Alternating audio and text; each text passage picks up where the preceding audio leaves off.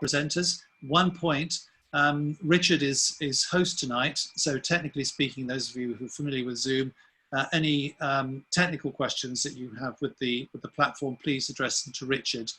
You'll find him as host in the chat, and you can send a message to him privately if you'd like to do that. So, over to you. Thank you. To Richard, you meant?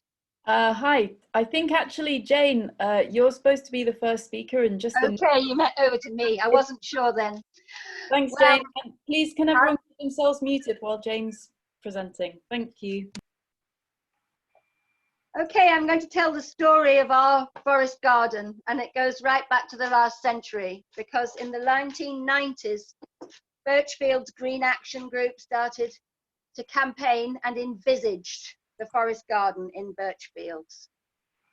We were in a green action group and we explored tree cover and permaculture issues, and we loved the fact that our Birchfields Park was relatively wild compared to the larger nearby park, Flatfields Park. And at the turn of the century, Flatfields Park established a community orchard, and that made it easier for us to argue the case for a forest garden in our park. We didn't just argue the case, we consulted with local communities and the park users. We managed to borrow a marquee and put on lots of displays and ask people questions about what they wanted to see. And one of the things that they wanted in that park was a much better playground. So we would have been in trouble with our local communities if we'd made forest gardening the absolute top priority. But when we got the opportunity to form a Friends of the Park group to work in partnership with the City Council, we did that, and we worked with all the different allies we got through the council, particularly in regeneration and housing development, to make sure that our park did get a better playground. And once we got that playground established, we were then able to establish ourselves as a charity and to get other grants in to do the things that a lot of us were most interested in our park. We'd got the councillors and council officers meeting with us as the Friends of Birchfields Park, and they came from, the officers came from the leisure departments, and from, in those days it was operational services. Nowadays it's the leisure department and the grounds management service, but different councils will have their services organised in different ways, and no doubt they will all be changing fast at this point in time. But we negotiated with both the councillors and the council officers to develop our forest garden, which we would take over as a subgroup of the Friends that worked with Manchester permaculturalists and a range of interested parties in the area. There were people interested in the Food Futures initiative and the greening of our city. At that time we had Food Futures, Green City, Wild About Manchester, and various relevant policies that we were able to relate to at the council. And a few of us did have our connections into local public services, and so were able to make a strong case. And when the Red Rose Forest, which is now called City of Trees, our local community forest, had a Fruits of the Forest project, we were able to bring in about 40 heritage varieties of fruit trees, which it was a strange year, 2007, when a lot of us became aware of very extreme weathers for the first time, because we had hurricane, drought and flood all between spring and summer of 2007. But we managed to get our trees planted and most of them survived. And we got further planting through Wild About Manchester and the grants that we got. We concentrated the ground cover in one part of the forest garden. It was a former rose garden, 4 ring beds. If you've seen Thomas's book, Forest Gardening in Practice, you'll see a diagram showing the circle of beds. And we concentrated a lot of our efforts in what was the northerly quadrant, so to have a demonstration forest garden as soon as possible. And that garden gradually got good ground cover in it, because we'd started from clear ground. And we developed different kinds of cover in each part of the forest garden and found ways to share out the work and responsibilities, so that we established 4 lead gardeners, 1 for each of the 4 main beds. I was one of them. Barry, Stephen, the other Jane took on a lead for the other beds. We got someone else who took on a lead with the edges, which were very important to us to make sure that the council's mowers didn't mow into our garden. We ended up with a spade width trench, and we had some hedges, but we wanted a solar arc shape so that we were making the most of the sunlight and the slope of the land. And we were learning not only from Robert Hart's pioneering practice and Patrick Whitefield's excellent book, How to Make a Forest Garden, but also from local permaculture teachers and gardeners, and we had support from quite a few people on our local allotments. So we had a lot of plants, and we got a grant to do courses to learn more about forest gardening and herbs and foraging, because we wanted our forest garden to complement all the plants in the local area, not just that orchard in Flatfields. And we learnt about which plants were abundant and avoided planting some of those, and tried to develop the forest garden to complement all the trees in the park and to produce as many therapeutic and salad herbs. And well, we did try quite hard with vegetables, but that's a harder part of it all. But we got lots of different kinds of fruit in the understory and lots of herbs. And we decided not to have a central bed, which would have been the same pattern as the old rose garden, but to work on the edges and the approach to expand out from the forest garden. And we have our favourite bushes, joster berries, almost marching out from the forest garden, as well as some other fruit trees in other parts of the park to spread the food yields in particular, as in an inner city area like Birchfields Park, Rusholme, Manchester, there can be quite reckless harvesting at times, which can be a little soul destroying. But we've got a lot of unusual plants, which mean that forest gardeners often get some interesting yields from the garden. And the other great yield has been that the Greater Manchester Ecology Unit identified, even back in 2012-13, our forest garden was the biodiversity hotspot of the park. And since then, we've been having bee walks and been developing the tree trails across the area, and working with a whole range of different organisations. And the council now, having been suspicious at the beginning, is very proud of what we've achieved here in Birchfields Park, because it was the first forest garden in a public park, and it's completely open to everyone, not directly overlooked by any housing. So it's a challenging site, but very peaceful and rewarding for it. I think that's all I want to say right now, but I'd be happy to answer questions later. Thank you so much, Jane. That's amazing, so inspiring. Yeah, so now just passing over to Dan. I'm doing that because he's there on my screen. He might not be there on your screen. Yep. Hello, everybody. That's advocacy through action, and this is the other end of the spectrum, I'm afraid. And this is really your time to go and get your tea break, because that's what most people do when I say I'm going to talk to you about planning. And just to correct the introduction, I'm not a retired planner. I've reached the age of retirement, but I'm hanging in here to persuade people that the planning system exists, and it exists for you. And the reason that most people have huge dissatisfaction with it is, I believe, through lack of engagement. And there's plenty of engagement, but it's not by people like you. So I try desperately to persuade people that this is the planning system matters, and it controls the use and development of land. And if we jump straight to the point, forest gardening is a use of land. It's not a use that's categorized in the planning law, but it is associated with almost every other possible use, and obviously requires land to be implemented. So it has to be every development that you see almost every development that you see being proposed could have forest gardening attached to it. So I've been planning private, public and voluntary sector for 40 years. If you want to know other things that I do other than about advocating for forest gardening, if you Google Dan the Plan, no punctuation, you'll find plenty about climate change and food supply, local food systems, and community-led housing. And I also, if you're in the Oxford area, I teach at Common Ground on Tuesdays. I can't use the term back to normal, but when we are no longer in lockdown, you're very welcome to come on Tuesday afternoons and engage with planning.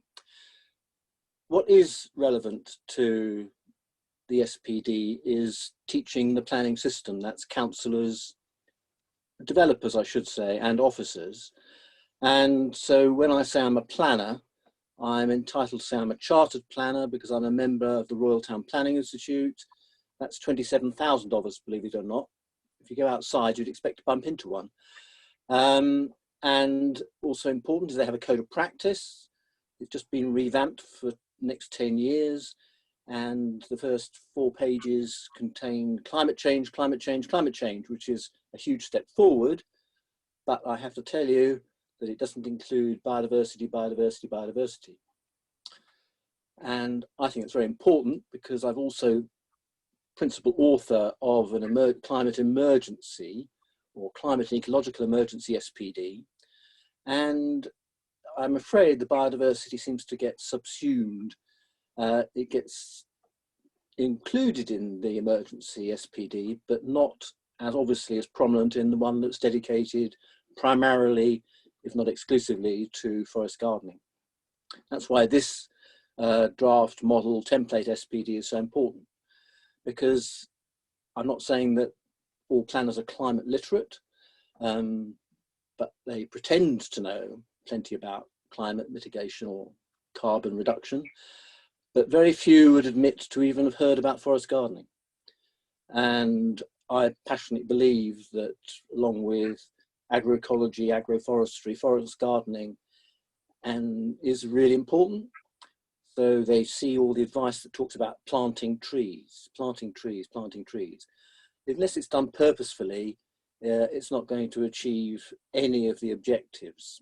It's mostly been proposed because it's going to offset your trip to the Canaries. I've got huge doubt personally about sequestration as the primary purpose of planting trees. And I know I will say that it's part of the benefit of forest gardening, but it's not going to be the principal one. In fact, I'm loath to isolate and identify a principal benefit of forest gardening because I like to see it as it can't be holistic, but multi-dimensional method of planting trees, or planting. It's not just trees, obviously.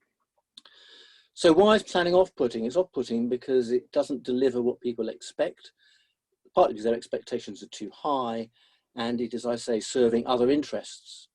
There are vested interests and the government side with developers, and planning is mostly associated with housing. In fact, my ministry, and I say my ministry because it's the minister responsible for planning, has now got housing as its main title. So it's Minister of Housing, Communities and Local Government. In fact, communities are put above local government as well. So one of the battles you have is fighting for space and time in the planning system against the desire of the government to build 300,000 new houses a year. They've set themselves an impossible task, and therefore it can consume all the energy available within the planning system.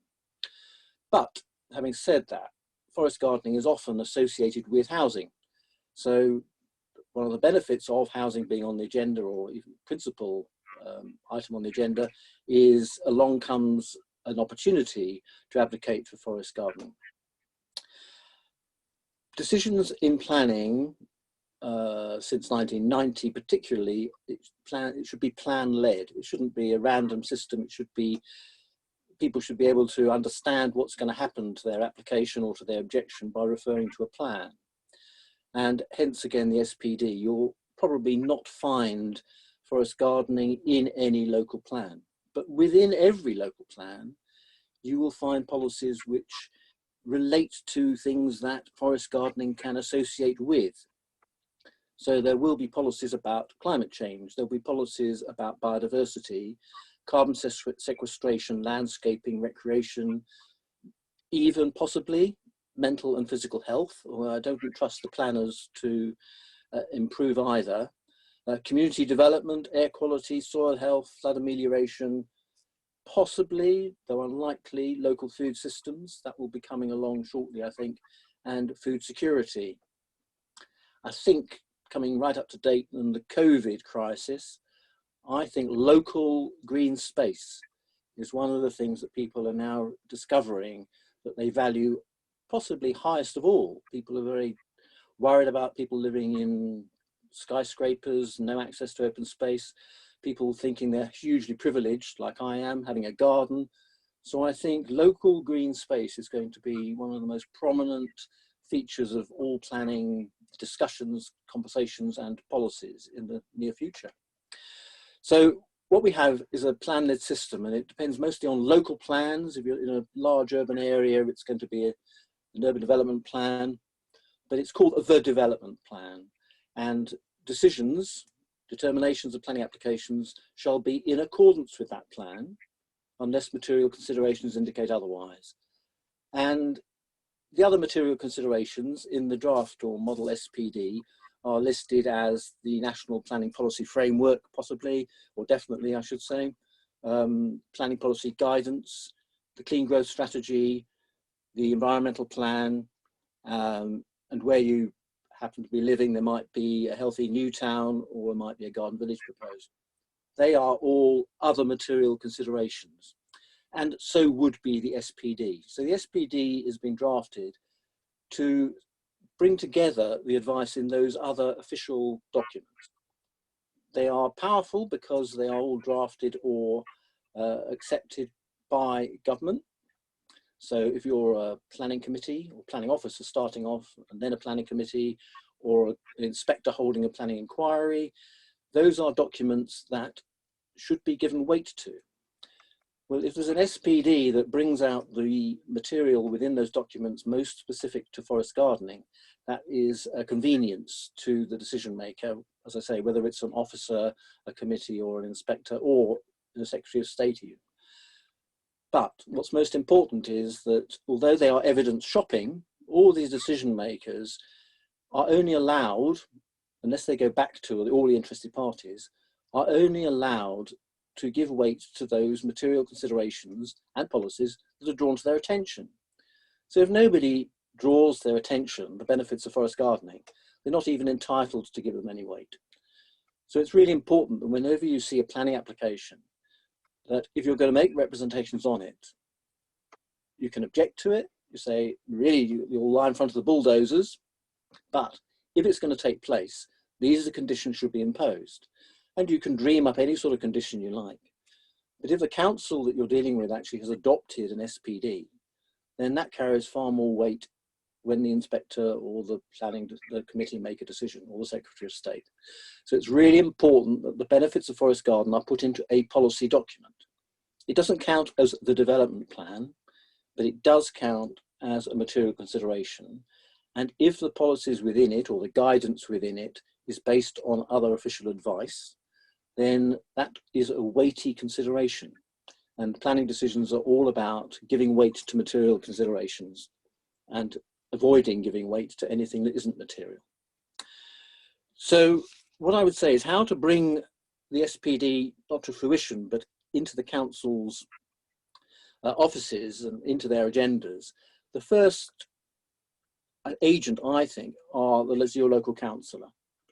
You're likely to find an awful lot of support for the forest gardening when it's drawn to their attention. And I'd be very surprised if your local councillor doesn't see the benefits in this to their constituents, which is one of their, I won't say their only consideration, but they're likely to be favourable to what this SPD and what forest gardening offers.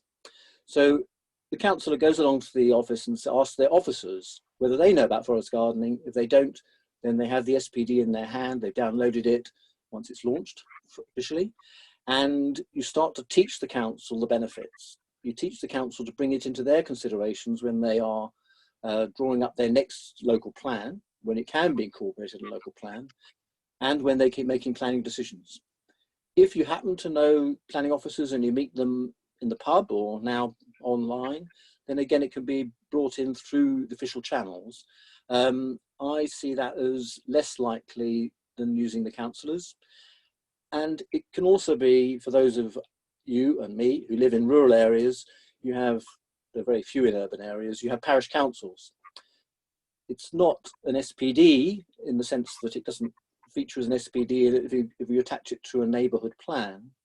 Again, neighbourhood plans mostly carried out in rural areas, but the stuff in the SPD is a material consideration, even if it doesn't count in legal terms as supplementary planning document. So it's all good stuff, even though sometimes in some circumstances you can't tag it as a supplementary planning document. To tag it as that, it has to have local plan policies to attach to, it has to go through a 6-week consultation period, it then goes to a committee and then they formalise it, they publish it, and then they rely upon it.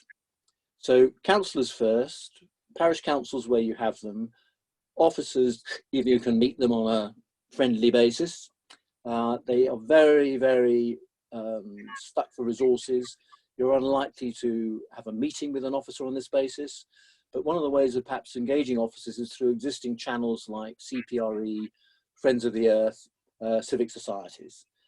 Individuals waiving a document and trying to get time to see an officer at this particular time when they're so cash strapped would probably be too hard a task. I'm going to pause there and happy to take questions when we get to Q&A.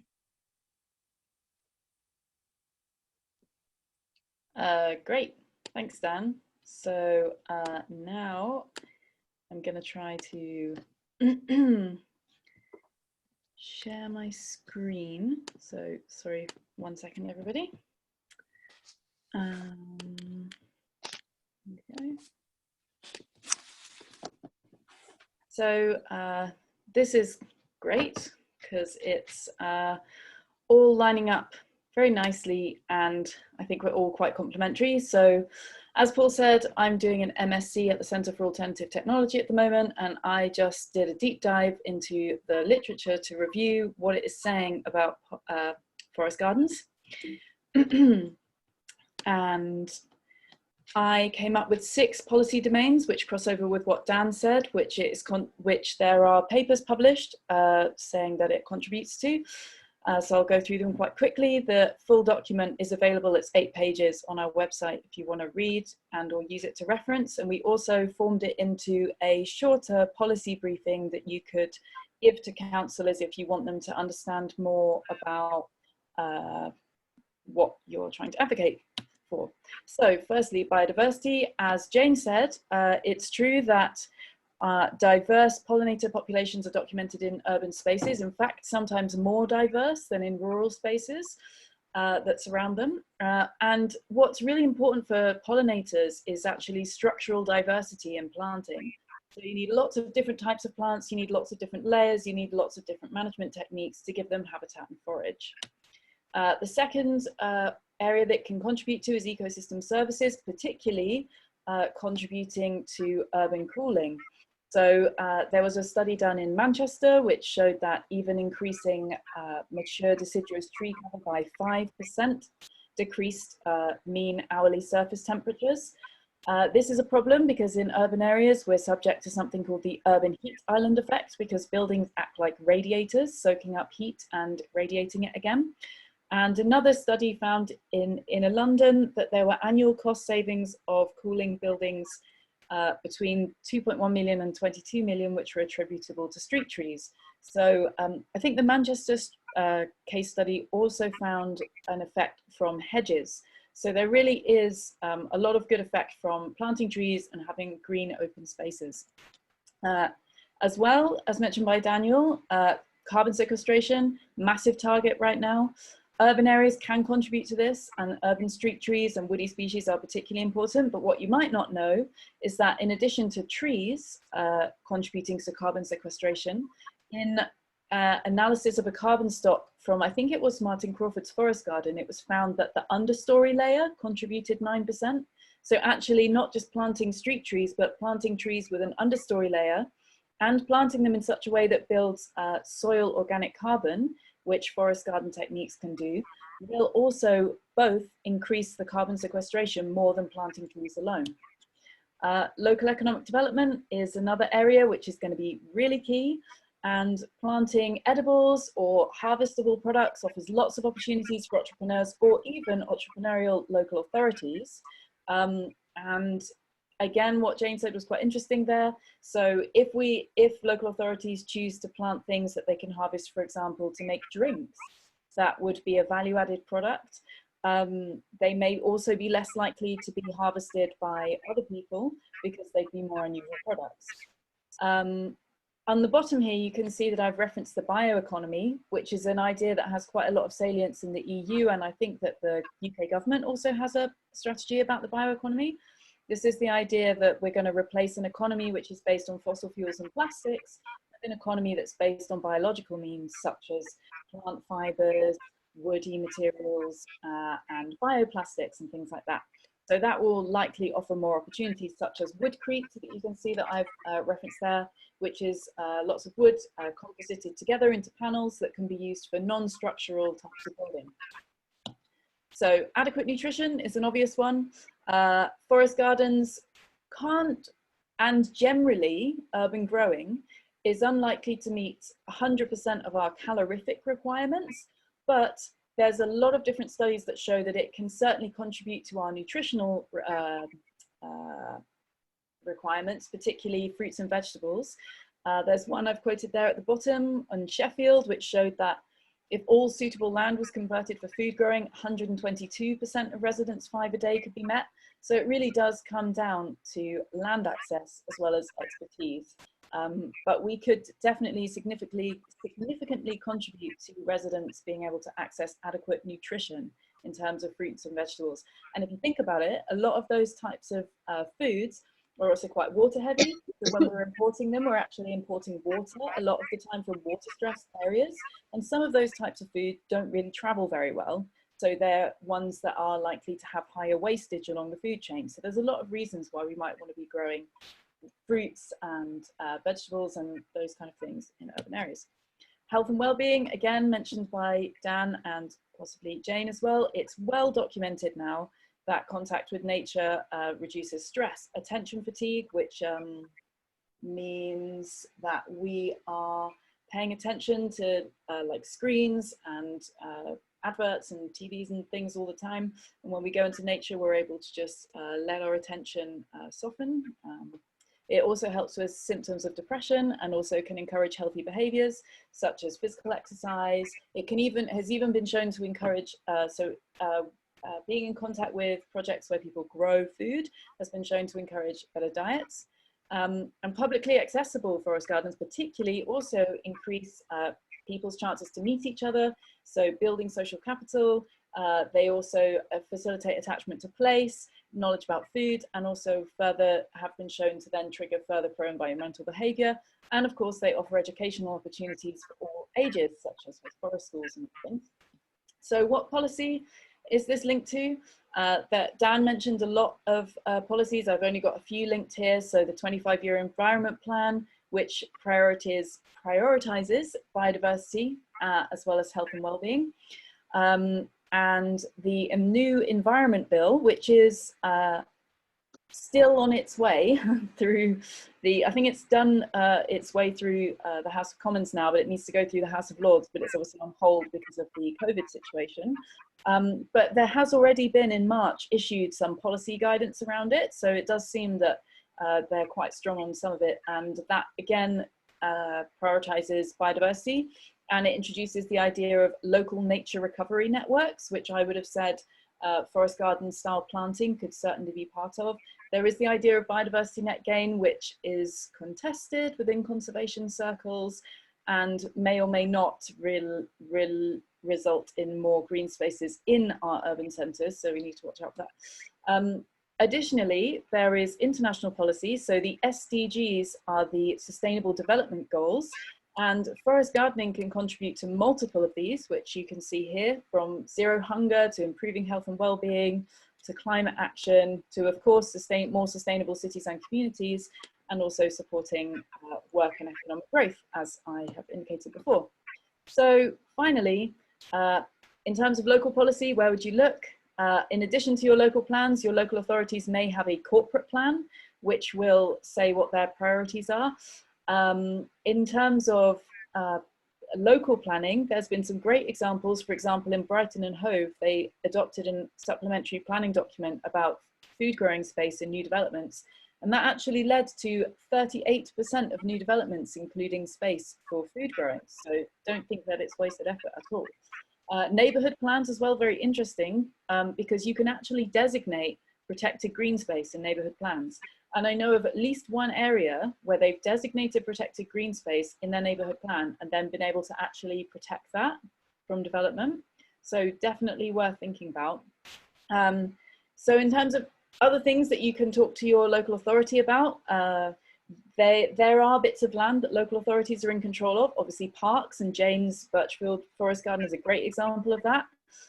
They may have also, you may be able to make headway with your local, it's not a clinical commissioning group anymore. I think they're called primary care networks now, who may be interested in the health and well-being and or nutrition and or community benefits of forest garden areas around hospitals or around schools or around care homes. There are numerous NGOs as well that are working on these kind of areas. So seek out your local ones. You may be able to find some.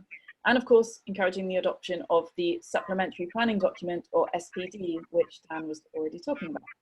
So that's it. That was very quick, and I hope that was interesting. And I hope that I wasn't just teaching you all to suck eggs. This presentation didn't have the references on it because I thought it would be too busy, but before we circulate it, I'll put the references to each point that's on it and link that back to the academic reference. And the full document with all the academic references in it is available on our website. So if you are wanting to build a case to anyone, you can use that, and we've made it into a policy briefing as well. So that's it. So yeah, I guess, am I handing over to Richard now to do the Q&A? That's right. Yeah, great. Thank you very much indeed, Jane, Dan, and Hannah. That's brilliant. I'm just going to pick up some of the questions. I'm going to start off with the 3 questions that really for Jane, before we'll go into a question and a point that is actually much more general and opens up a more interesting discussion. Then Paul will use the rest of the time we've got left to open up a wider dialogue. So Jane, the questions, I'll just read them out. 3 fairly straightforward questions. How big was the forest garden area, first of all? Secondly, what are the challenges of the Birchfields site you mentioned towards the end of your presentation? And just if you could repeat what date the Birchfields site started, please. Okay. We plan to, I'll do them, I'll do the challenges last. The other 2 questions are rather easier. We planted the first trees on the 10th of March 2007. So the forest garden is now 13 years old. And the diameter of the ring of beds is 50 meters. I think the rough area is half an acre. So each bed, well, we planted about 40 trees initially at a reasonable distance from each other so they wouldn't be too crowded. So it's like 2 circles of trees, an inner circle and an outer circle of trees. And we are expanding out.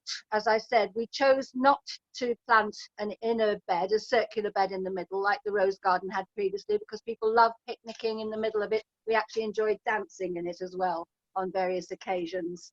So the challenges of the site are to do with the fact that it's a quiet corner of the park, and it gets foraged by lots of different people from our inner city communities, and it has a lot of wildlife coming into it, so that and we don't net any of our fruit bushes or trees, so we lose a lot of our fruit to the wildlife. That it is an advantage having the wildlife around. People enjoy it. But as I said, we enjoy having some more unusual fruits there that perhaps the general public aren't so likely to know, like the sweet fruits of the Elaeagnus, or actually gooseberries don't seem to get noticed by people in the same way as the apples and plums. Certainly all the plums get picked very underripe. There seem to be people who use a lot of underripe fruit.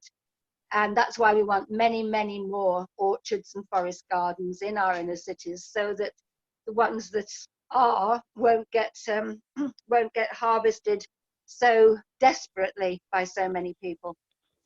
There are many other challenges to do with working with the council, particularly the mowing. Having the council mowing most of the grass in the park and having grass encroaching into our growing space is a difficult challenge. It needs quite robust planting and or weeding and management more than forest gardeners tend to want to do. There are many more challenges, but I think those are the main ones. I think particularly around vegetables. I think people can too often say you can grow all kinds of foods in a forest garden, and you certainly can grow all kinds of fruit and a lot of green leafy plants that are very useful in salads. But it's quite hard to grow vegetables, certainly in a public space like our community garden in a public park in the inner city. I think if you've got your forest garden behind a fence, perhaps where there was a former bowling green, or in with the allotments, or overlooked by a lot of housing where people are supportive of the project, it's much easier than if it's in a relatively wild space. So perhaps the participants could say, if they want a fuller answer, those are the things that spring to mind for me. Great, thank you so much, Jane. The next question I've got here is from Joe Barker, and she's just highlighting that there might be confusion about the name forest gardening.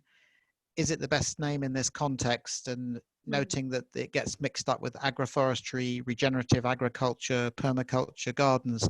I mean, Hannah, you've obviously you've looked at this certainly from a research perspective, so maybe you would like to kick off and give your response for that, please. Sure. So in the literature, there are 3 terms which are used. You have urban food forestry, and forest gardening. The first 2 are generally used in North America. Agroforestry generally refers to much larger scale operations, and in my opinion, tends to be less complex. The 2 types of most common agroforestry are silvopasture, which is basically grazing animals among trees, which has lots of benefits for the animals and producing trees, or silvo-arable, which often means alley cropping. So it's like rows of trees with rows of other crops in between in strips. Because obviously if you're doing things on a larger scale, you need to be operating machinery and things like that and trying to harvest in a different way. Yeah, so someone's put agroforestry is more likely to be commercial. Yeah, so to me, it's about scale and complexity. So agroforestry will be larger scale, probably commercial, probably less complex. Whereas with forest gardening, it's tending to be smaller scale, potentially still commercial, but if it is, it's maybe making its money through also education or well-being activities or other things, but the benefit being you can plant something that's much more diverse and complex. So, but regarding the urban food forestry and urban forest gardening, I do prefer the term forest gardening, because urban food forestry just implies that you're doing urban forestry but aiming to harvest food, which I think you get so many harvests and benefits from a forest garden that I think it's more apt to term it like that, but that's my opinion. Great, thank you, Hannah. So there's someone, Debbie's made a comment here about the importance when we're trying to advocate and when we're dealing with the planning system to make sure that we communicate. The onus will be on us because of the busyness of council officers and the councillors' time to make sure we communicate the benefits in a way that talks to the council's objectives. So I think that's well noted. They don't have the time, so we've got to do the running to make sure we can really sell this in a way and align with the council objectives. Those are the questions and points I've picked up. So I'm going to hand over to Paul, and he'll open up a wider dialogue now if people have got further thoughts or issues we would like to discuss in the last 15 minutes. Thanks, Richard. I guess not everybody is necessarily familiar or even comfortable with this new medium that we're getting more and more used to using. So we wanted to invite also people who hadn't had a chance to contribute, either a question or some sort of comment, about what your experience has been so far in terms of trying to set up a community forest garden. And you know, it could be from people who are just at the very beginning and, you know, experimenting with engaging, and it could be those who are a little bit further down the line. And, you know, what is your experience of that? What are the challenges? What do you think is for you the biggest area of self-development? Because I think we could all learn from that question. You know, what resources do we need to build in ourselves in order to also build them in our communities? So do remember to unmute yourself if you'd like to share, and we'll start a more open conversation. Hello, can I share something? Please do. Just Hi. So I was recently in touch with Hannah when I discovered these sessions, because I'm a complete beginner with a huge interest who happens to have about 5 acres of forest in the Pyrenees in France, which was a fantastic part of a property purchase, and land is so devalued, it's unbelievable. I mean, I couldn't believe all this land came with the property. It was once very well managed, but it's been sort of happily rewilding. I would say it's been neglected for at least 15 years, if not longer. I'm at the start of creating contacts and networks, but what I'm finding quite difficult in the context of France is bureaucracy, just to do something that's as simple as sharing. And I'm trying to start right at the beginning with simple garden sharing schemes, which are popular in France. But because I'm trying to talk about forest gardening and permaculture, things get stuck because I think people are looking for very traditional gardening approaches. Yeah. Just say your name, because you're on your screen, you're Ms. P. Moore. Oh, am I? Well, that's very formal. Sorry, it's Paula. Okay. Thank you. Does anyone, someone's commented in the chat, one of the biggest problems we had was getting permission from the local authority. So it sounds like your bureaucracy point is not just in France, it's also over here. Does anyone have anything to offer, Paula, concerning, is that Jodie, you wanted to say something? Oh, sorry. Yeah, no, I'm sorry. I can't really help with the French question. Okay.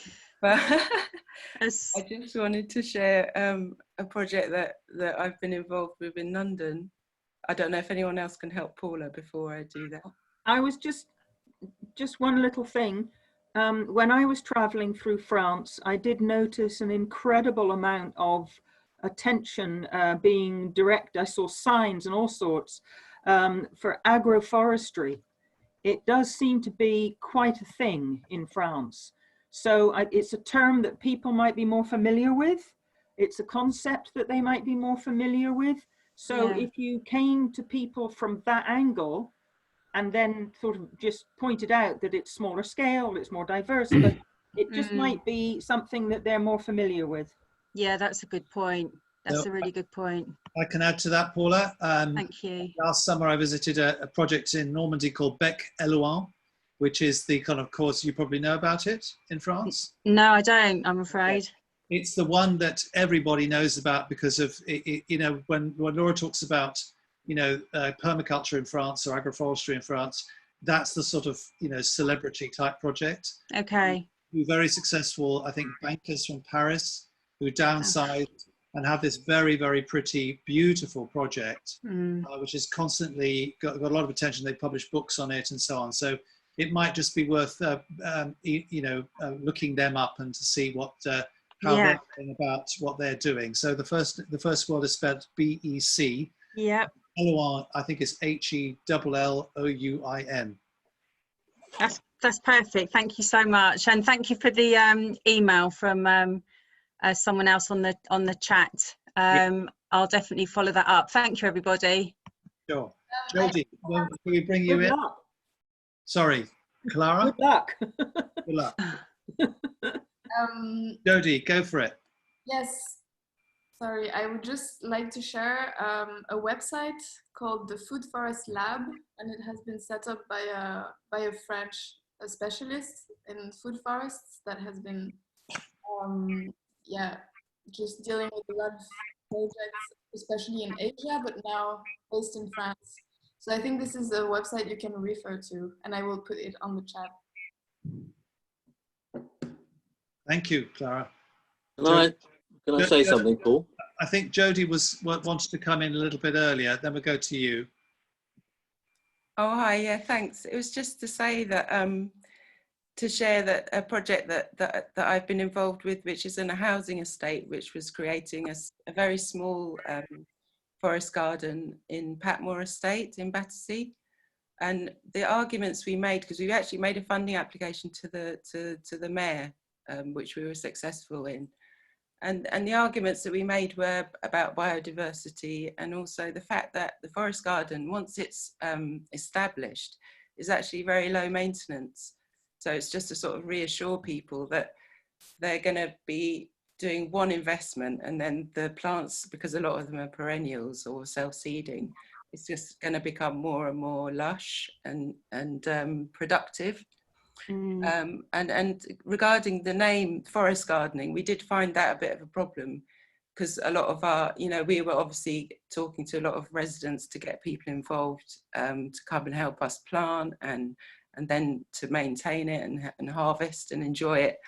Well, I think we really ended up calling it an edible garden, because I think as soon as you say forest, people think that you're going to just come in and plant tons and tons of trees. But yeah, I mean, it was very well received, and it's very young, but it's looking lovely. And you're really welcome to come to visit if you want. Put the link in the chat, won't you, Jodie? Yeah. Rootsman. Yeah, several things. Well, first of all, in terms of the name, I normally call I often call my courses low maintenance edible landscaping. That's something that people can understand, because when you say forest garden, many people come to me and say, oh, I've got a forest, can you turn it into a garden? Not quite like that. So so people have a misunderstanding of the term forest gardening, whereas low maintenance edible landscaping is probably the easiest thing people can resonate with. In terms of some of the challenges, it's getting permission from the council, and you know, I'm not the kind of person that writes long letters and goes to the pub to meet people and blah blah blah blah. So the biggest challenge I always found was when we so for example in Brixton and various other places in South London, we had so many people who have, you know, we had over 200 people who came through our project as we were designing it, but the council kept promising that they would give us the right paperwork to actually legally be able to take over a corner of the park. And they kept delaying it for almost a year, until eventually I shouted so high up the council chain, and then within 2 days they gave me the paperwork. So you really have to know your way around the council and know how to work with the council to get things out of them. But yeah, community forest gardens, I mean, the other big challenge, as has been highlighted, is many of the things that we would grow in a forest garden are not necessarily things that many people know very well. And by saying that everything is edible, or calling it a forest garden, edible forest garden, many people may think certain things that you put in there. So for example, if you have edible yews, those of us who know, you know that the fruit is edible, but many other parts are not. And so if people start picking the wrong parts of the fruits, then there's we've got some legal issues. We've got some potential for poisoning. So signage, I think, is really essential, and education. That's really helpful. That's very, very helpful, particularly for those of us who want to establish them in public spaces. Roosman, if you are happy for people to come knocking on your door to get a little bit of inspiration about how to work their way around council systems, do share your email, will you?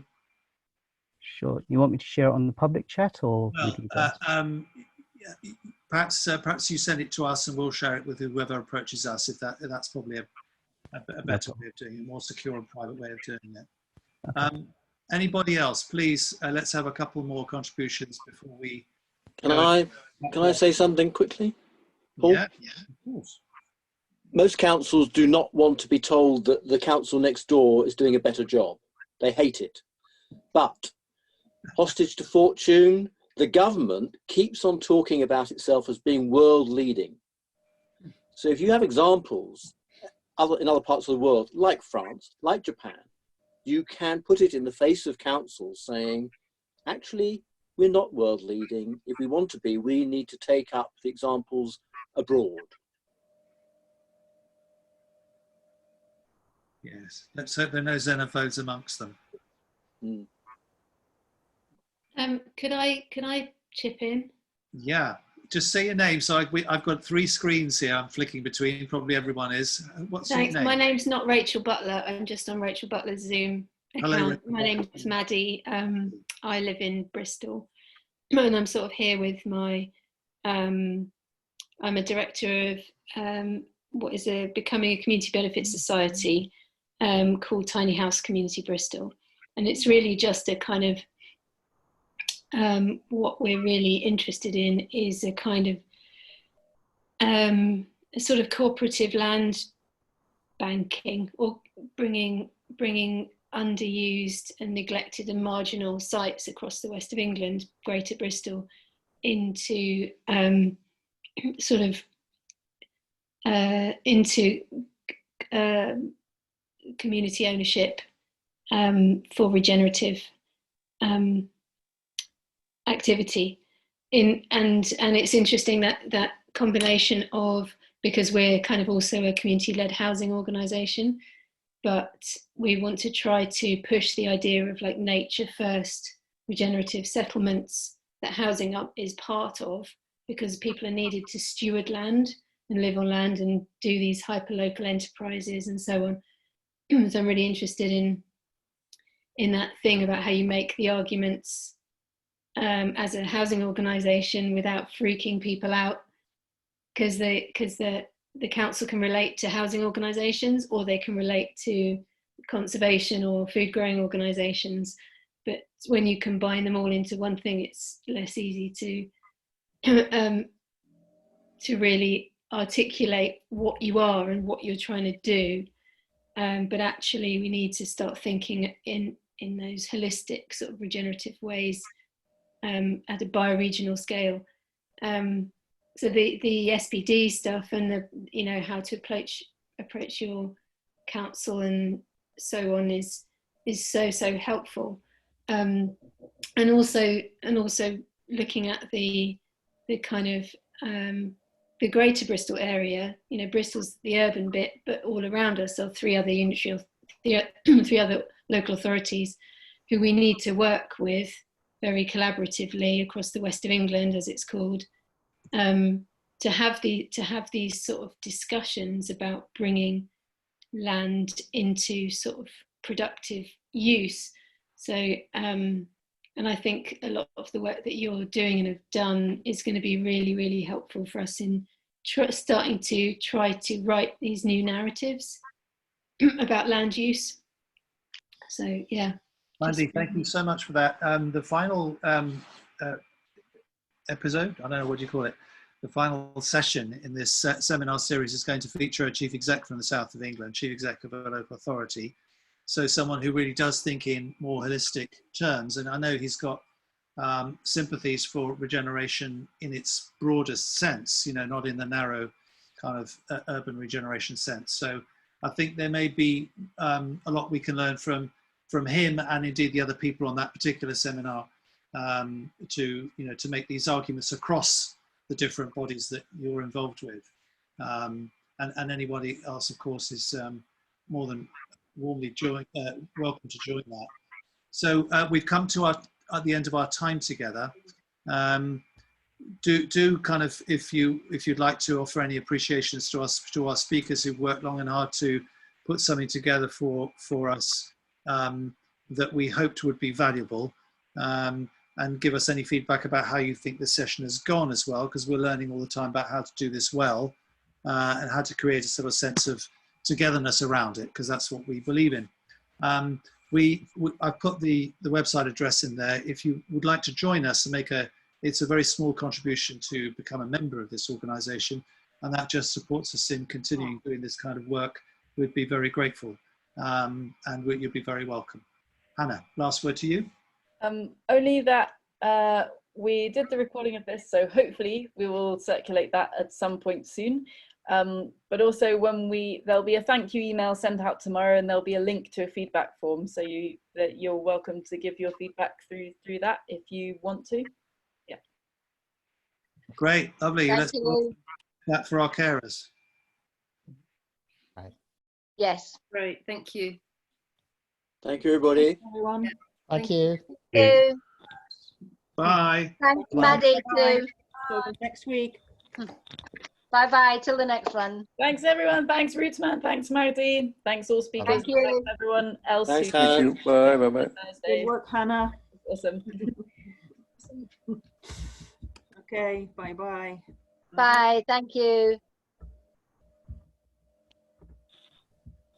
Yep. Haha.